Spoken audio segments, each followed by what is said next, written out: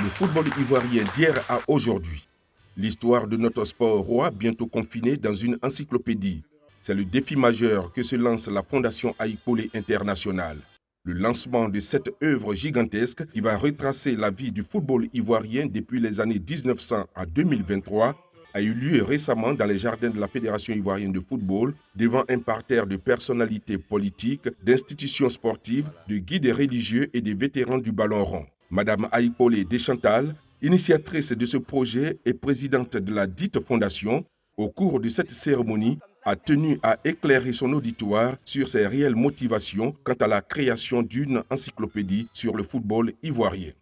Certes, il y a eu beaucoup d'écrits sur le football. Il y a des journaux, il y a des livres, il y a des biographies de grands joueurs, mais il n'y a pas vraiment d'écrits sur le patrimoine footballistique d'une région, d'un pays ou d'un continent. Je prends sur moi de faire le livre sur le patrimoine du football en Côte d'Ivoire afin que la Côte d'Ivoire soit inclue dans le livre qui va permettre d'inscrire le football en tant que patrimoine mondial de l'UNESCO.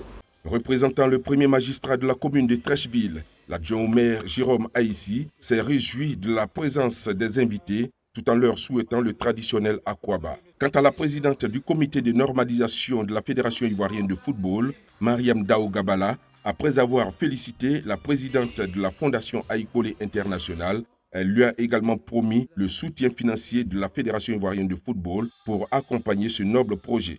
Cette sauvegarde du patrimoine footballistique, vestimentaire, architectural et médical de la colonisation à nos jours a également rencontré l'adhésion totale du patron des sports ivoiriens, le ministre Paulin Claude Dao. Son représentant, André Conan, était d'ailleurs porteur d'une note de soutien. Le ministère des Sports de la République de Côte d'Ivoire félicite et encourage vivement les initiateurs de l'encyclopédie du football ivoirien, EFI, ainsi que la Fondation Aïkolé International pour la mise sur le marché de 3 tomes sur le football ivoirien. Cette cérémonie avait également pour point d'honneur la remise des prix de reconnaissance dénommés Sankofa Ivoire aux vétérans qui ont marqué leur génération. Au nombre de ces anciennes gloires, Niaouré Bernard, Dipacheko la Cuillère et Manglé Eustache le Lion. Je suis content de voir ma présidente qui va encore faire sortir tous les noms des footballeurs. Ces vétérans présents constitueront pour la plupart une source d'information pour la rédaction de cette encyclopédie. L'inscription du football ivoirien sur la liste du patrimoine mondial de l'UNESCO se fera grâce à la Fondation Aïkolé International. La présidente Aïkolé Deschantal se satisfait donc de ce lancement. Les footballeurs se sont appropriés la chose. Je retiens que j'ai eu les bénédictions de la présidente de la FIF. Je retiens que j'ai eu tout le monde du football avec moi. De la colonisation à nos jours, le football ivoirien a une histoire. Ensemble, écrivons-la donc. C'est devant un parterre de personnalités de notre football qu'ont eu lieu les awards organisés par la Fédération ivoirienne de Petit Poteau. L'objectif visé est de promouvoir cette discipline sportive purement ivoirienne. La première rencontre a opposé les ex-internationaux emmenés par Abdoulaye Traoré du Ben Badi, Koné Ibrahim et bien d'autres sous la direction de Youssouf Fofana et Eugène Bebriago. En face, se dressaient les ex-gloires du Petit Poteau, conduits par Akalions et Dagbeyi Paul, pour ne citer que cela. Le premier but est l'œuvre d'Abdoulaye Traoré d'Ibn Badi sur une action collective emmenée par Emmanuel Hugoué 2 minutes avant la pause. À la reprise, les ex-internationaux qui ont la même mise sur le jeu vont corser l'addition grâce à Eboué Emmanuel. C'est donc sur le score de 2-0 que prend fin la partie. Pour le compte du deuxième match opposant, les équipes représentantes la Côte d'Ivoire et celle du Sénégal a tourné à l'avantage des Ivoiriens, 3-1. Au terme de cette journée des awards du Petit Poteau, Didier Drogba, invité spécial du président de la Fédération ivoirienne de Petit Poteau, n'a pas manqué d'apprécier cette initiative. L'ambition est noble, le Petit Poteau grandit. Ce week-end au lycée classique d'Abidjan a eu lieu le tirage au sort de la première édition de la Coupe d'Afrique des Nations.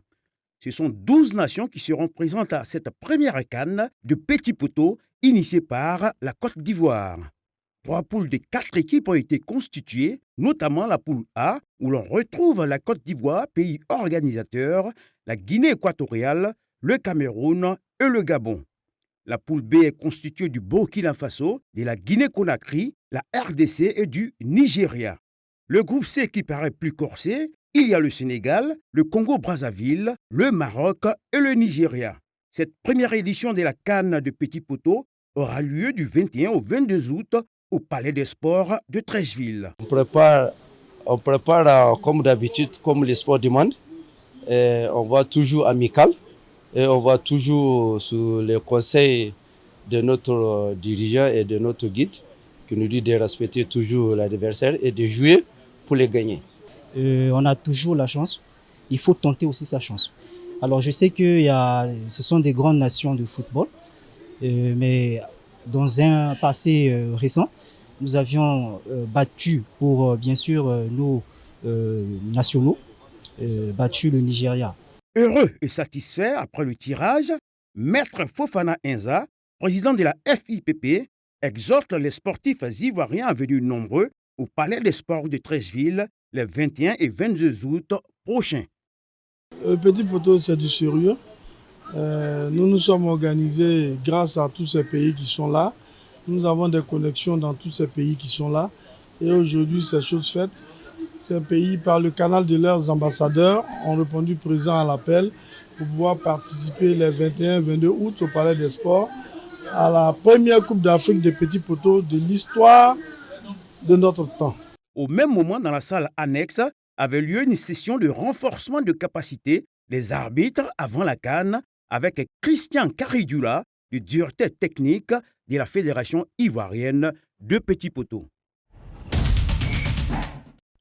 Le match d'ouverture de la première édition du tournoi de football Yann Aboua pour la détection des talents des jeunes du département d'Alépé dans la région de Lamé a opposé la formation de Montezo FC à celle de Grand Alépé. C'était le samedi 31 juillet au terrain Ogou Jean-Baptiste de Montezo. Le président du comité d'organisation, Yann Aboua, a saisi l'occasion pour livrer les raisons de la mise sur pied de ce tournoi qui permettra aux jeunes de 54 villages du département de passer des vacances saines. Le tournoi Yann Aboua est un tournoi qui va permettre de sélectionner les jeunes talents qui vont intégrer le club de football que nous avons créé, moi et mon grand frère et collaborateur Eric Monet, qui est le club Omnisport d'Alépé. Et je pense qu'à la fin de ce tournoi-là, il y aura d'autres qui vont avoir la chance d'entrer au sein du club Omnisport et d'autres qui vont, ceux les plus chanceux, pourront à la limite faire carrière de l'autre côté par rapport à nos partenaires qui seront sur place. Une initiative saluée par les autorités traditionnelles, administratives et sportives qui ont rehaussé de leur présence cette activité. Après la présentation des 16 équipes participantes et le match de football féminin entre les filles des villages de Memli et Monga, place aux civilités et coup d'envoi de l'affiche du jour. La formation de Montezo en maillot orange a dominé celle de Grand Alépé en blanc. C'est Ange Atomé qui ouvre le score à la 27e minute sur un beau retrait de Béchokimou. 1-0 à la pause. Au retour de la récréation, Grand Alépé FC élève son niveau de jeu mais n'arrive pas à concrétiser les occasions. Soutenu par son public, Montezo pour la deuxième fois trouve le chemin des filets. 2-0. C'est le score qui sanctionne cette rencontre d'ouverture du tournoi Yann Aboua, édition 2021. J'avoue qu'il y a de la bonne graine. La bonne graine, il faut les canaliser. Rien n'est perdu. Il faut tenir le même rythme jusqu'à ce qu'on finisse le 28 et puis on pourra sortir les meilleurs. Ce tournoi de détection de U15 à U17 connaîtra son apothéose le 28 août prochain.